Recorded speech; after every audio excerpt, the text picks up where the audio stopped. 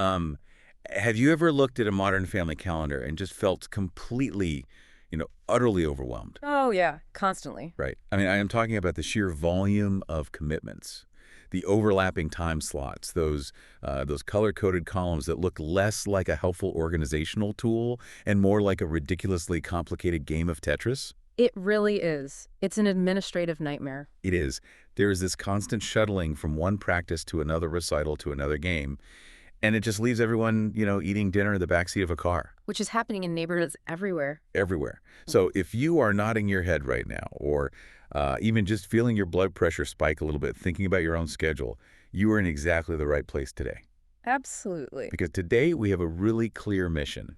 We are taking a deep dive into some fascinating excerpts from the ACTIQO Guide to Raising Well-Balanced Children. Specifically, we are looking at episode 9 of their parenting decision series. Exactly. And our mission here is to unpack a massive, truly modern parenting dilemma. It's the great debate of our time for families. Should kids focus on one activity and go all in early on, or should they try a million different things? It's the specialize versus explore debate. Right. And more importantly, we are going to extract a framework from these materials to help you make clearer, much more intentional decisions about your time and your family's overall energy. And it is a phenomenal topic to explore because we aren't just dealing with an administrative problem here. I mean, this isn't just about the logistics of scheduling or figuring out who is driving the carpool on Tuesday afternoons. No, it goes way deeper than that. It really does. We are talking about the underlying intentions of parenting and the deep psychological impact of how children spend the very limited hours of their youth. Every single block on that calendar is a distinct environment. Right, a totally different ecosystem. Exactly. And those environments shape a child's development. They shape their confidence, their internal motivation.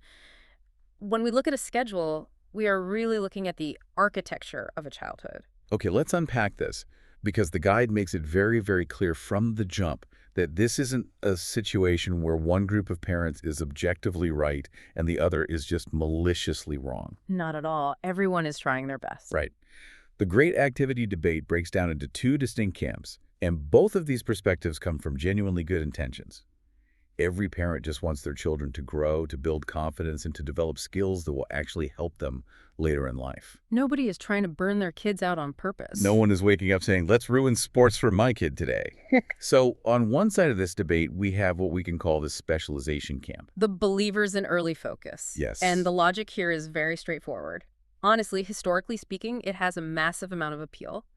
The core argument is that focusing intensely on a single sport or a single hobby early in life builds discipline and mastery. Which makes sense on paper. It does make sense. When children dedicate a significant, concentrated amount of time to one specific endeavor, they inevitably improve quickly. And that rapid, visible improvement is exactly what builds confidence in their own abilities. The world tends to reward measurable excellence. Exactly. The world rewards the best piano player, the fastest runner. So the reasoning naturally goes, why not give them a head start? And I get that logic. I really do. The logic of putting all your chips on one number to see a payout. The faster they learn to hit a fastball, the more confident they feel stepping up to the plate. But, and this is a big but doesn't that inherently risk burning the kid out before they even hit middle school? That is the big question. It just feels a bit like asking an 8-year-old to declare their college major. That is exactly the risk the counter movement points out, and that brings us to the exploration camp. Their argument fundamentally treats childhood as a necessary discovery phase. Like a buffet. Yes, a buffet. You shouldn't be picking your major in elementary school because you don't even know what subjects exist yet. This camp believes that trying a really wide variety of sports, creative activities, and hobbies is the only way to help kids discover what they genuinely, truly enjoy. Before they're burdened with any sort of long-term commitment. Precisely. You have to taste everything at the buffet before you commit to a full plate of just one thing. And what's interesting is how totally different the daily reality is for a kid depending on which camp their parents fall into. What's fascinating here is how these two different paths create completely fundamentally different environments for a developing brain. Break that down a bit. Well, in the specialization path, the environment is highly structured. It's often deeply competitive, and it's heavily focused on the incremental refinement of a very narrow skill set. Like perfectly executing a tennis serve over and over. Right. The child learns how to push through plateaus in one specific area. They learn grit, but they learn it within a very familiar context. Which is valuable. It is. But in the exploration path, the environment is constantly shifting. The child is frequently the novice. They are the absolute beginner, again and again. That has to be tough on the ego. It is, but it's crucial. They have to learn how to adapt to new rules, new physical demands, and new types of creative thinking on a regular basis. Being a beginner is a skill in itself. Oh, that's a great point. The exploration camp forces a child to practice that vulnerability over and over. We really need to look at how we got to this point, though. Because the materials bring up this stark contrast between the past and the present to illustrate how the entire landscape of childhood has changed. There has been a massive generational shift in play. Total paradigm shift. Yeah. Back in earlier generations, activities were just naturally seasonal. A kid might play soccer in the fall, transition to basketball in the winter, and then pick up baseball or track in the spring. You just rotated through the calendar year naturally. Right, because that was just how the leagues were structured. When the season ended, you packed away the cleats and you pulled out the basketball shoes. It was built-in variety. Which organically built exploration into the structure of the year itself without parents having to over-engineer it. Those seasonal activities provided built-in opportunities to experience entirely different environments and different social groups. Different coaches, different friend groups. Exactly. A child wasn't just learning different physical skills. They were navigating different team dynamics, different coaching styles, and totally different roles within a hierarchy. Right, like maybe a kid was the absolute star player on the soccer field in October. But then they were a supporting player coming off the bench on the basketball court in January. That variety, and honestly the humility it teaches, was just inherently built into the culture of growing up. But today, the landscape is totally unrecognizable compared to that. There's this massive push for year-round participation. Kids are sometimes specializing in one single activity at 6 or 7 years old. It's wild to see. Fall soccer doesn't just end in November anymore. It becomes year-round travel soccer, complete with indoor winter leagues, spring tournaments, mandatory summer conditioning camps. The off-season has essentially been completely eradicated. And this structural shift is something I really encourage you to reflect on as you're listening. How does this demand for year-round commitment fundamentally alter a child's relationship with their hobbies? It has to change it completely. It does. When a naturally seasonal interest is stretched into a 12-month, high-stakes obligation, the very nature of the activity changes. The stakes feel much higher. The pressure is always on. Yes, and the time for unstructured recovery is gone. Simply having the time to pivot to a completely different skill just for the fun of it is eliminated. The hobby morphs into a profession. Complete with performance reviews. Exactly. Performance reviews in the form of stats, league standings, and travel team tryouts. Which brings us to a really critical reality check here. When does this early specialization actually work, and when does it completely fall apart? Because we've all seen those prodigy documentaries, right? Sure, the Tiger Woods story. Right. It's not all doom and gloom. Early specialization can work very, very well. But there is a major catch, according to the source material. It only works when the child is deeply, genuinely passionate about it. It has to come from within. Yes, it has to be fueled by their own internal fire. If your kid is the one dragging you out of bed at 5 a.m. on a Saturday to go to the ice rink because they just love skating that much, then focusing their energy on that activity isn't a burden. It's highly motivating for them. In that specific scenario, it is the child driving the bus. The specialization is a natural response to the child's immense appetite for the activity. It's not a result of the parent's anxiety or some grand agenda. But that's a rare case. It's very rare, and the counterweight to that is what happens to the vast majority of other kids. For children who don't have that burning, singular passion yet, early specialization very quickly turns into an intense psychological pressure. And it happens before they even know what they actually like. Exactly. It happens before they have had the time to discover their genuine interests. The activity stops being a game and becomes a chore. And we've all seen what happens next. When an activity feels like an obligation rather than something they actually look forward to, the motivation just evaporates. You see it on the sidelines every weekend. You start getting the pushback, the endless complaints about going to practice, the dragging of feet to get in the car, the spark just completely dies, and suddenly you are paying thousands of dollars a year to argue with your child about going to a practice they absolutely hate. Because the external structure of the year-round activity is demanding a level of commitment that the internal motivation of the child simply cannot sustain. You cannot force passion. You really can't. You can mandate attendance, you can make them get in the car, but you cannot mandate enthusiasm. Here's where it gets really interesting, though. The framework doesn't just leave us stuck choosing between these two flawed camps. It suggests a complete paradigm shift. We are essentially asking the wrong question entirely. We really are. Instead of agonizing over whether you are exploring enough or specializing too much, the guide says we need to pivot. We need to look at a totally different set of metrics.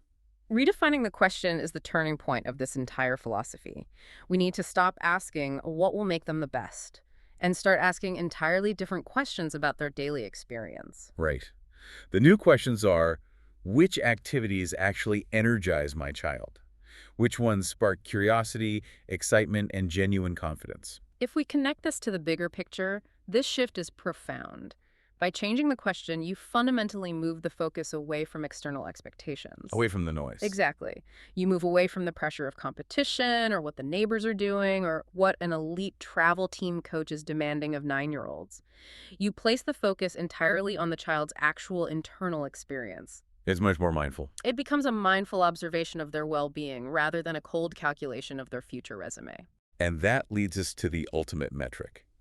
The single most critical signal in all of this. It's not trophies, it's not moving up a division, and it's not making the varsity team. It's enjoyment. The material dwells heavily on this. It breaks down this incredible chain reaction that happens when a child actually genuinely enjoys what they're doing. The mechanics of enjoyment are so often misunderstood today. In our hustle culture, enjoyment is frequently viewed as just a bonus. A nice to have. Right, a nice to have byproduct if you're lucky. But it needs to be viewed as the foundational requirement for long-term success in anything. Let's break down that chain reaction because it makes so much sense once you hear it. It all starts with enjoyment. When kids enjoy what they are doing, they naturally stay engaged longer. Right, they aren't watching the clock waiting for practice to end. They are fully present in the moment. And because they are deeply engaged, they practice naturally. Think about a child who just loves to draw. You don't have to force them to practice drawing. They are doing it in the margins of their notebooks during math class. They do it because they want to. Exactly. Yeah. Because they practice naturally. Without friction, they develop skills over time. And because they are steadily developing those skills, they build genuine confidence in the process. So enjoyment leads to engagement, which leads to practice, which leads to skill, which builds confidence. It's a self-sustaining loop. It is entirely frictionless.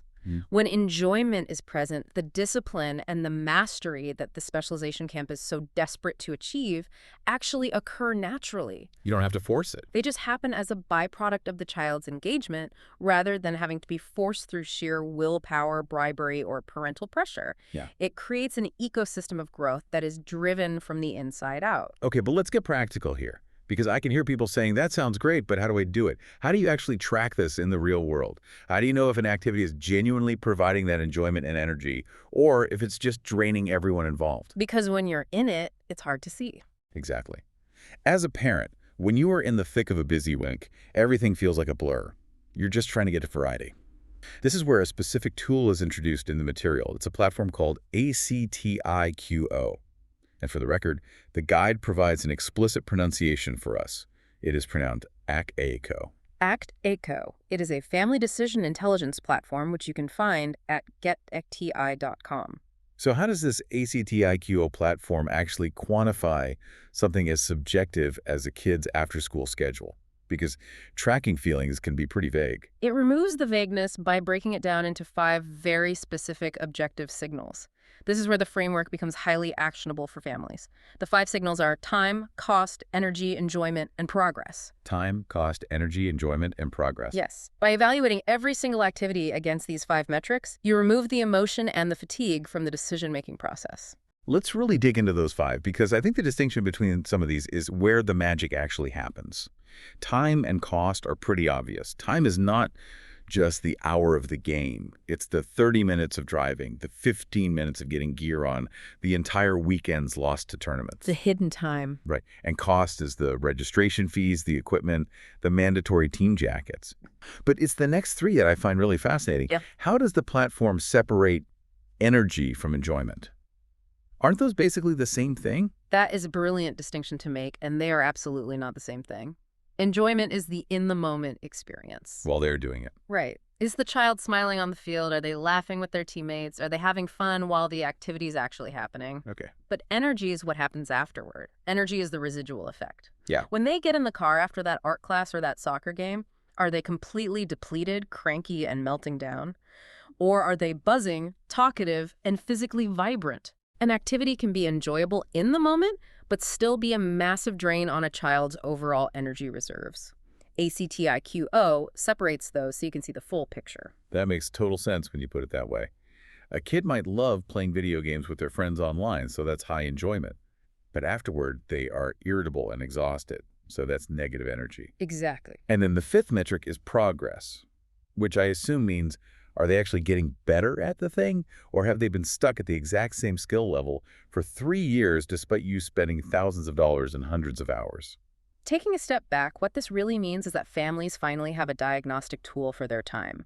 As a parent, you can look at the data and realize, wow, this elite travel baseball team requires a massive time and cost investment, and their progress has completely plateaued. Which is hard to admit without the data. Right.